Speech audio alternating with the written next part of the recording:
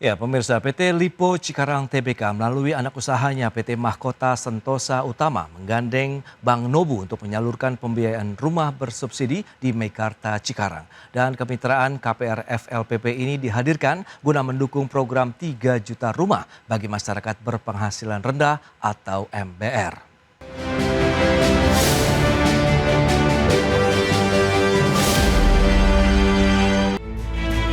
PT Lipo Cikarang Tbk memperluas akses hunian terjangkau bagi masyarakat berpenghasilan rendah di Jawa Barat. Berdasarkan keterangan resmi perseroan pengembang proyek Meikarta, yakni PT Mahkota Sentosa Utama, resmi menggandeng PT Bank Nasional Nobu Tbk.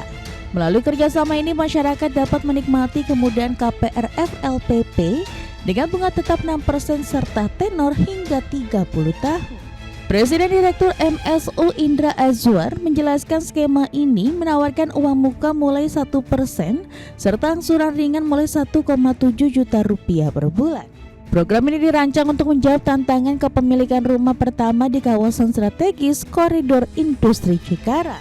Untuk wilayah Jabodetabek, batas maksimal penghasilan MBR ditetapkan hingga 14 juta rupiah per bulan bagi calon pembeli yang sudah menikah. Indra Azwar menegaskan keberhasilan mengatasi backlog perumahan memerlukan kolaborasi erat antara pemerintah, perbankan, dan pengembang. Penerima fasilitas FLPP dipersyaratkan belum pernah memiliki rumah serta belum pernah menerima subsidi pembiayaan dari pemerintah. Kehadiran hunian Meikarta diharapkan memangkas waktu komut dan biaya transportasi pekerja di kawasan industri Cikarang. Berbagai sumber, IDX Channel. Ya, kita beralih ke informasi emiten berikutnya. PT Sunindo Pratama Tbk menyuntikkan tambahan modal di setor senilai 59,97 miliar rupiah ke entitas anak usahanya PT Rainbow Tubulars Manufacture. Dan langkah ini dilakukan guna mendanai pembangunan pabrik baru RTM2 serta memperkuat modal kerja. PT Sunindo Pratama Tbk memperkuat struktur permodalan anak usahanya untuk menangkap peluang pasar penyedia pipa migas. Berdasarkan keterbukaan informasinya, Persero menambah modal disetor ke PT Rainbow Tubulars Manufacture senilai 59,97 miliar rupiah. Direktur Suni Freddy Suyandi menegaskan dana tersebut dialokasikan sebagai capital expenditure pembangunan pabrik RTM2 dan modal kerja. Langkah strategis ini tak lepas dari keterkaitan rantai pasok penyediaan pipa baja dan besi antara induk serta anak usaha. Tambahan kapasitas produksi RTM dilakukan guna mengantisipasi kenaikan permintaan pelanggan sekaligus memperluas lini produk baru perseroan.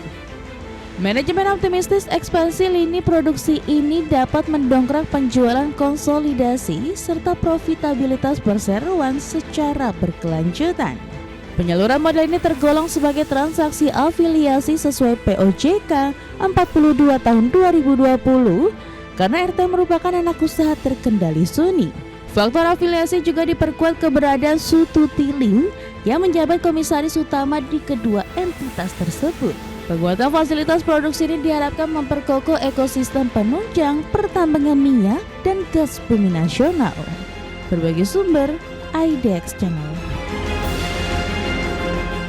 Ya, pemirsa, Komisi 11 DPR RI secara resmi menetapkan calon tunggal Destri Damayanti sebagai Gubernur Bank Indonesia periode tahun 2026 hingga 2031 setelah menyelesaikan rangkaian Fit and Proper Test. Dengan demikian, Destri akan menggantikan peran Peri Warjio sekaligus memimpin Bank Sentral untuk 5 tahun ke depan. Komisi 11 DPR RI secara resmi menetapkan calon tunggal Destri Damayanti sebagai Gubernur Bank Indonesia periode 2026-2031 setelah menyelesaikan rangkaian Fit and Proper Test. Dengan demikian, Destri akan menggantikan peran Peri Warjio sekaligus memimpin Bank Sentral untuk 5 tahun ke depan. Ketua Komisi 11 DPR RI Muhammad Misbakun memastikan penetapan Destri Damayanti sebagai Gubernur Bank Indonesia melalui proses bersama bukan berdasarkan pertimbangan satu pihak. Selain menetapkan Destri Damayanti sebagai Gubernur Bank Indonesia, Komisi 11 juga menetapkan Aida S. Budiman sebagai Deputi Senior Bank Indonesia dan Solikin M. Juhro sebagai Deputi Gubernur Bank Indonesia terpilih periode 2026-2031. Yaitu nanti ditentukan di rapat internal. Itu kan bukan policy 1-2 orang dan juga bukan policy kalau saya pimpinan pasti akan memimpin rapat dan dinamika rapatnya kan selalu ada. Penilaian tidak bisa bersifat individual dari satu orang seperti ketua saja. Nantinya pengesahan calon Gubernur Bank Indonesia dan calon Deputi Senior Bank Indonesia akan dilakukan dalam rapat paripurna DPR yang digelar pada 1 September 2026 mendatang. Dari Jakarta, Raharjo Patmo, Tim Liputan ID Action. Ya, Menteri Keuangan Purbaya Yudi Sadewa memaparkan strategi ekonomi dan fiskal pemerintah dalam penyusunan RAPBN tahun 2027. Purbaya menjelaskan strategi ekonomi tahun depan diarahkan untuk memperkuat sinergi kebijakan fiskal, moneter, sektor keuangan, dan investasi. Dalam rapat kerja dengan Banggar DPR RI, Menteri Keuangan Purbaya Yudi Sadewa memastikan strategi ekonomi tahun depan diarahkan untuk memperkuat sinergi kebijakan fiskal, moneter, sektor keuangan, dan investasi guna mendorong pertumbuhan ekonomi sekaligus meningkatkan kesejahteraan masyarakat. Menurut Purbaya, pemerintah akan fokus memperkuat transformasi ekonomi menuju aktivitas bernilai tambah tinggi dengan memperkuat efektivitas dan ketepatan sasaran berbagai program unggulan. Tidak hanya itu, pemerintah juga akan meningkatkan perlindungan dan pemberdayaan masyarakat, termasuk memberikan dukungan bagi petani, nelayan, guru, dan pekerja. Strategi ekonomi dan fiskal tahun 2027 diarahkan dalam rangka memperkuat sinergi kebijakan fiskal, moneter, dan sektor keuangan dan investasi untuk mendukung berbagai hal berikut. Yang pertama, memperkuat transformasi ekonomi pada aktivitas bernilai tambah tinggi, kemudian memastikan program-program unggulan efektif dan tepat sasaran, dan memperkuat perlindungan dan pemberdayaan masyarakat, termasuk dukungan untuk petani, nelayan, guru, dan tenaga kerja. Juga memperkokoh sinergi pusat dan daerah, serta dukungan investasi untuk mempercepat pemerataan dan memperkuat tata kelola dan penegakan hukum. Purbaya menegaskan sebagai instrumen utama kebijakan fiskal, APBN memiliki peran penting sebagai shock absorber sekaligus counter cyclical untuk menghadapi berbagai guncangan ekonomi di tengah ketidakpastian global. Selain itu, APBN juga didesain sebagai katalis pembangunan dengan mendorong investasi dan aktivitas perekonomian. Dari Jakarta, Tim Liputan ID Action.